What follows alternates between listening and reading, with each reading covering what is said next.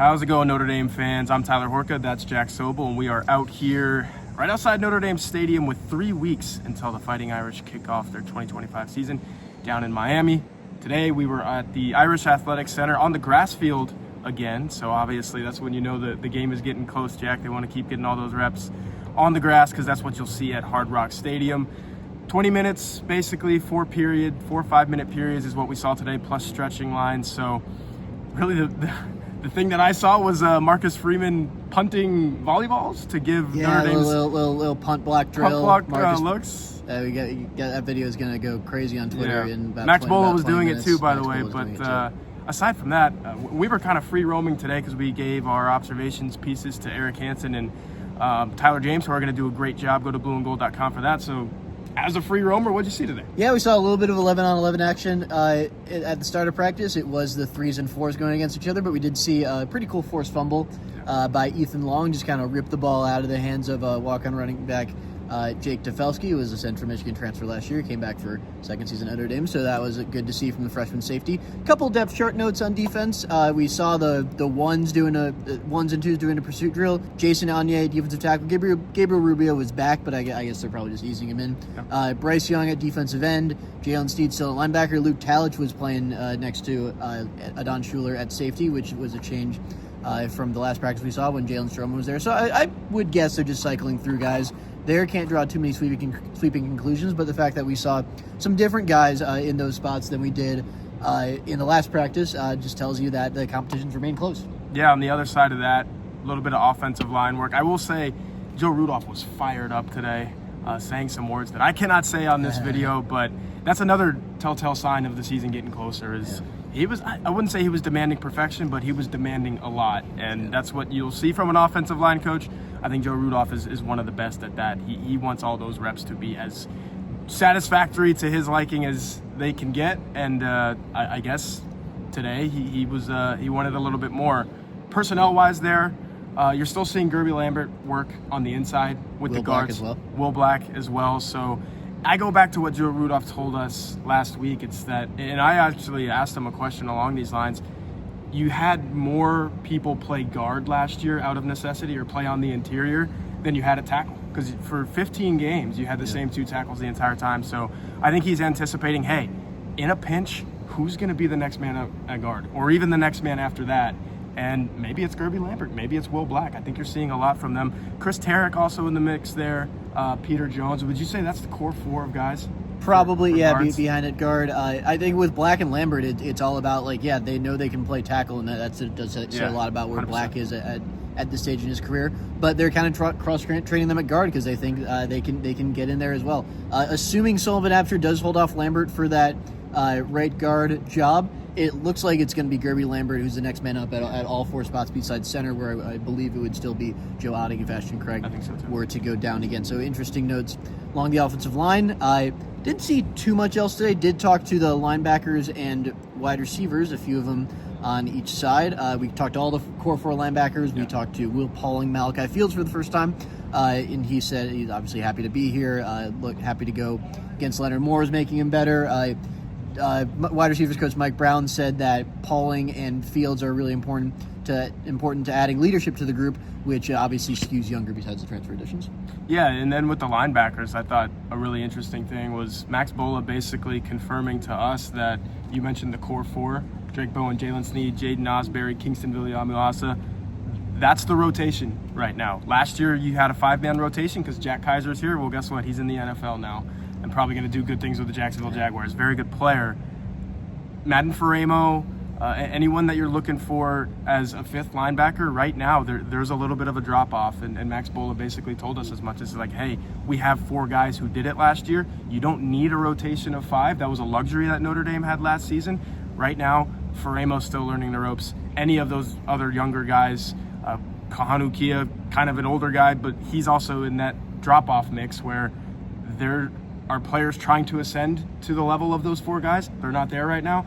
So Bola's going to lean on the 4 that he's got, and then he knows that he can get stuff from. Then I think that's absolutely the right move. I don't think there's any reason, particularly when you're playing Miami week 1, Texas A&M week 3 after a bye, to introduce a new player to that rotation. You want that experience. Last year was unique, like you said, because even like Kingston Villamasa obviously made his mark as a freshman, but in terms of meaningful snaps in games, he had played about as much as Drake Bowen and Jaden Osbury. Jaylen Sneed had played a little bit, but obviously he still had a long way to go to truly earn coach's trust. He's getting there right now. I asked Drake Bowen about Jaylen Sneed, and he said, he's always had the talent, but now he's really committed to doing it right every time. And we still continue to see Sneed next to Drake Bowen. And when Bowen talked about Villamasa, he's like, yeah, playing behind me and Mike, it's really cool to see someone who can get it right with the second team as well. So it's been mostly, if not all, Jaylen Sneed with the ones right now, which is significant because there's been a lot of talk about Jaylen Sneed over the years. This is the first time we've really seen him consistently with that first team. Yeah, it was the first team Rover. The Rover doesn't really exist anymore. They're a 2-linebacker team. It seems like it might really be happening for Jaylen Sneed, which we've said before, but it feels more real now. It does feel real, and I spent all of the time that Sneed was talking to reporters today upstairs at the IAC with Sneed, and you could tell in the interview too, like some of these guys have transcended into this feeling of, I got it on the field, I got it in the interview room, like this is my time. And you never really felt that before with Jaylen Sneed. I would agree with that, because just go back to last year with the Louisville game. I don't think he played as much as he wanted to, and you could kind of see the body language was not there for Jaylen Sneed. I don't think you get that with him this year. And maybe there's a game where it goes like that. Football's a tough sport and it's a long season, but I would be willing to bet that he's got it all figured out now. Is he going to make mistakes? Sure, everyone is, but this is probably the best version of Jaylen Sneed that we're going to see since he's been at Notre Dame. I think it's important to note that Sneed at his best was a really valuable player last year because he can play on the edge on third downs, which Notre Dame is going to need from him and Villamasa, particularly with Jordan Botelho out for the first month or so of the season, we think. So good news on Sneed. On the wide receivers, didn't learn too much. I think things are going well on that front. Fields is going against Leonard Moore all the time. Yeah. Pauling is someone that the coaching staff really likes, and he's a good interview as well. Great interview. I asked him what went into 2023. Why were you an 800-yard receiver that year? And you could kind of see why Marcus Freeman calls him a dog, because he basically told me it's everything. You have to be on point in the classroom, in studying your film, studying your playbook. Obviously on the field, that's where Marcus Freeman sees the most from him, and that's why he's being called a dog. But there's so much that goes into that, and I think he's a player that understands that. Here's another thing with the wide receivers. Knock on wood if you got anything, guys, because the health of these guys through camp is awesome. You usually see somebody nicked up, like we saw with Deion Colsey. We've seen it with Micah Gilbert, Jordan Faison, obviously in the season, and I bring that up because I talked to him about it, and he was like, "Yeah, man, injuring your ankle in week 1 and then re-injuring it later that month, I think it was week 4 or 5 against Louisville, he was never right that entire season. You saw him playing lacrosse in March, April, May with a bunch of tape on that ankle. Now he's healthy. I think you get the best version of him since he's gotten to Notre Dame.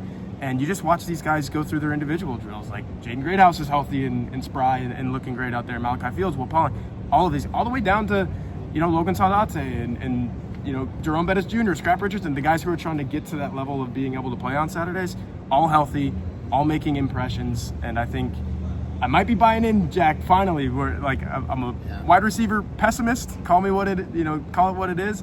But maybe this is the group. They look pretty good. Well, it's a new group, and the wide receiver transfers, they're much more productive. Last year was a lot of projection happening. This year, they come in with some real production. So again, the leadership qualities I think those two guys bring to the table is something that's going to be really important. It's going to elevate the play of the Jaden Greathouses and Jordan Faisons and whoever emerges from that group of young players in the room. Completely agree. Look, we just went through a whole video and didn't talk about the quarterbacks once.